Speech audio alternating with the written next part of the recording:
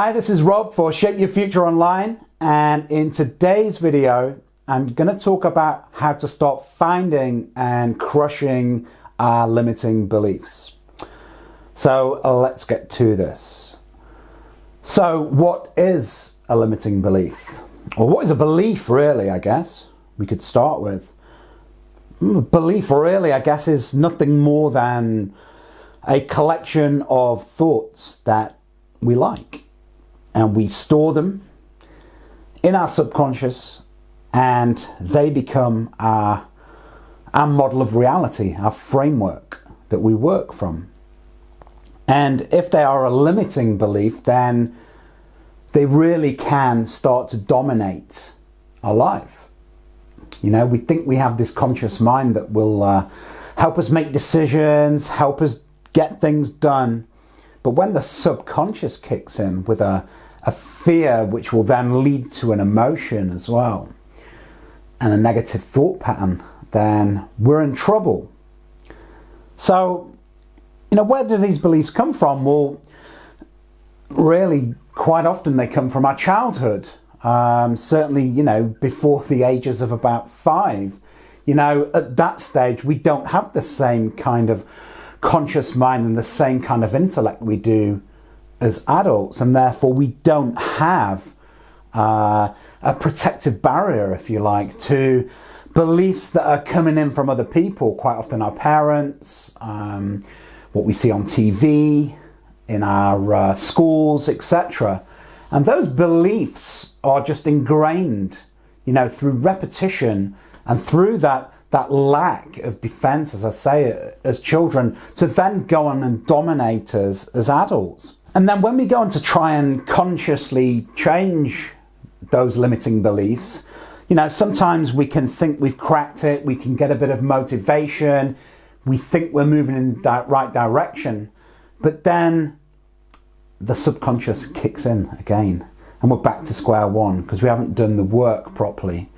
And that reprogramming of the subconscious is going to take a lot of work. It's going to take reframing. It's going to take us to a position where we've got to ask ourselves some quite deep questions that could be even upsetting at times. But if we want to really change our subconscious programming, we've got to get deep into the work, and we've got to keep repeating that to make sure that those new beliefs are going to be ingrained in our mind. So here's a bit of an exercise for you. So first of all, looking for some of our top limiting beliefs that we have within ourselves. So I want you to take a piece of paper and a pen and to write down what your limiting beliefs are by going through this following exercise. So first of all, I want you to fill in the blank after these statements. So life is blank. So we're looking for limiting beliefs here. So life, I don't know, could be boring.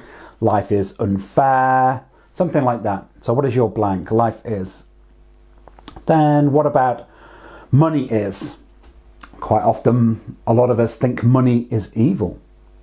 You know, people who have money are bad. They do bad things. They're not nice people. They're greedy. You know, these are some limiting beliefs that we're fed as children, which simply aren't true. But what does money mean to you? Money is. What about people are?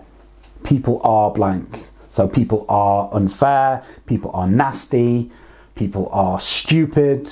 What is it for you that comes up? And for all of these examples, it doesn't have to be one thing. There can be several. So make sure that you write all these things down.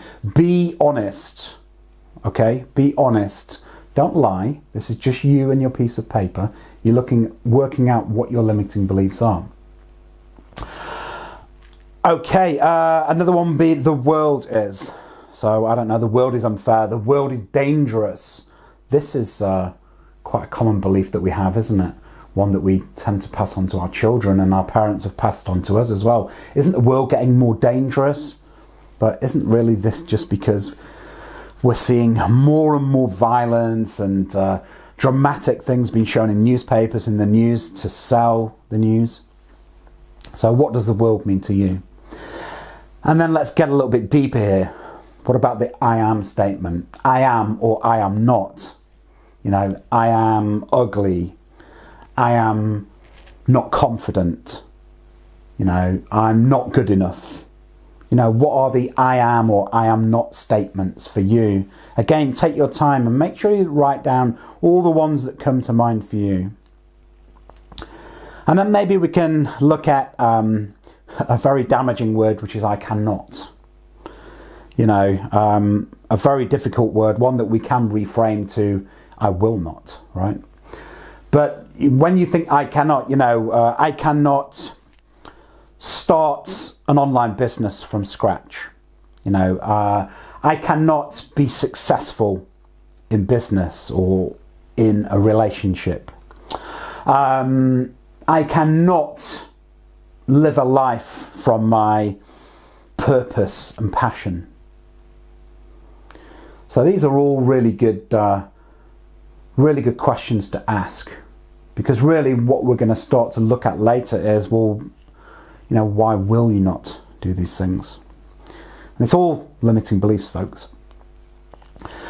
And then just coming towards the end of this exercise here, maybe you can start to grade from 1 to 10, something that you believe. So 10 being you very much believe, you strongly believe, going down to 1, which is, you know, you don't really believe. So, so statements like, how much do I believe that I can achieve financial security?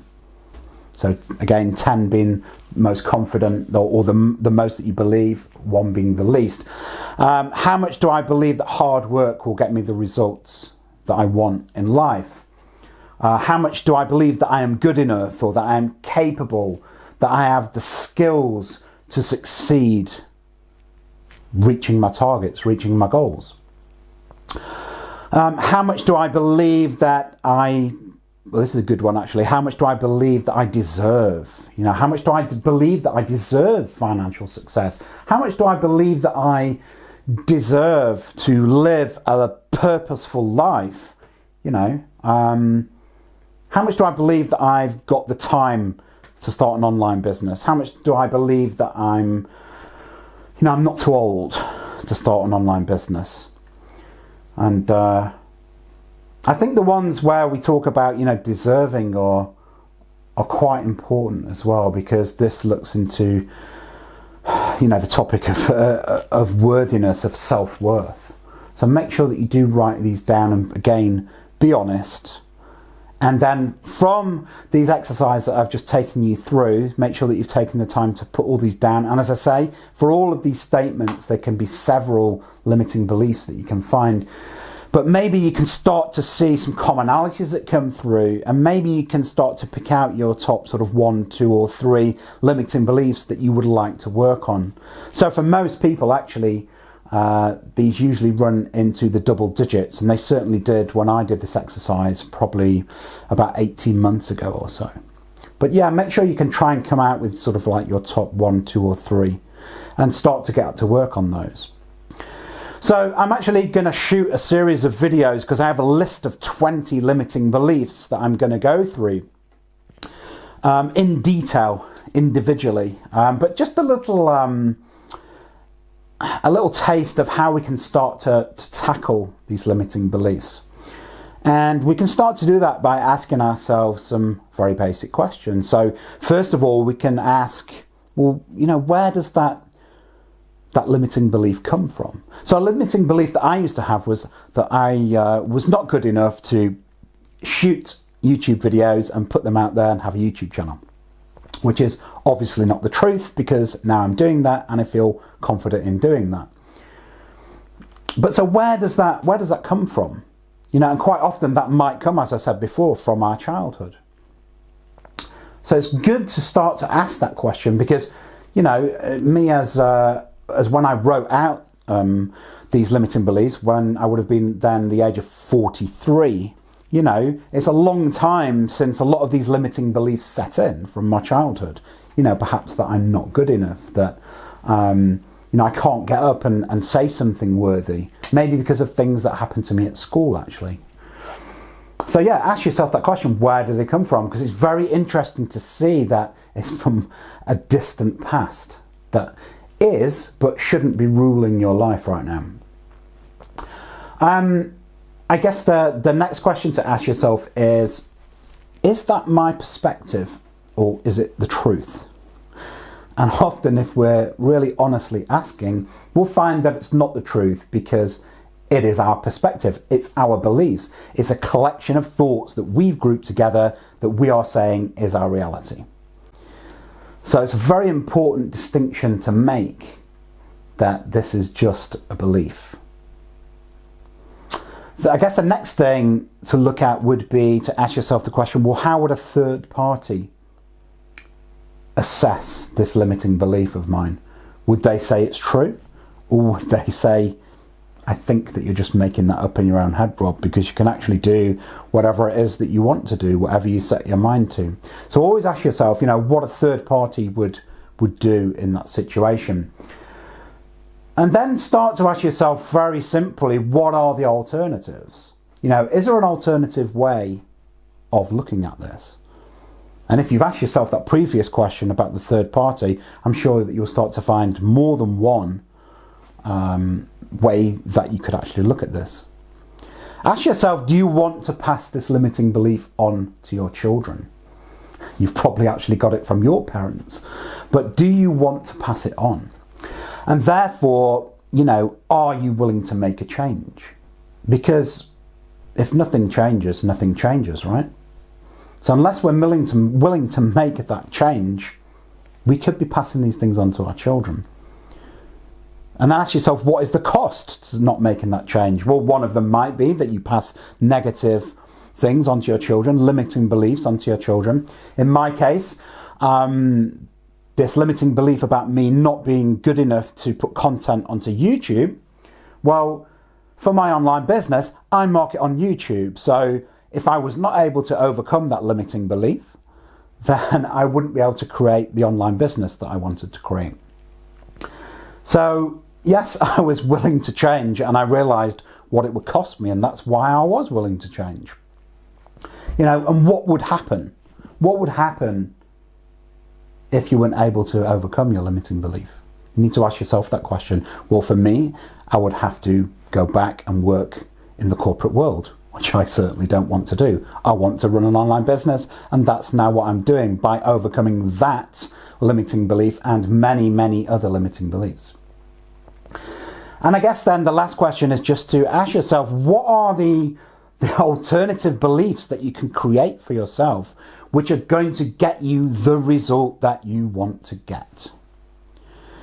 So these are very, very simple questions to start to look at what's going on, to start to understand that we want to make a change, and then it's up to us to start to go in and do the deeper work around the particular limiting beliefs that we have, whether that's just by reframing things, simply by saying, I cannot to I will not, and therefore you put yourself at a position of responsibility, a position of choice, rather than cannot, which is a definitive no, I cannot.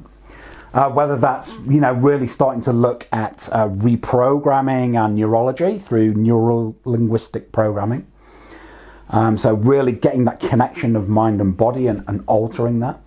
And I'm going to go into that over these next 20 videos, where I'm going to talk about 20 different common limiting beliefs that we have and how we can overcome them.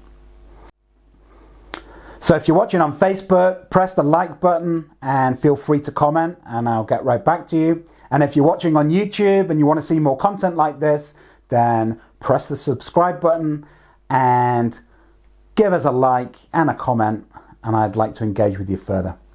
Take care, guys. See you in the next videos. Bye now.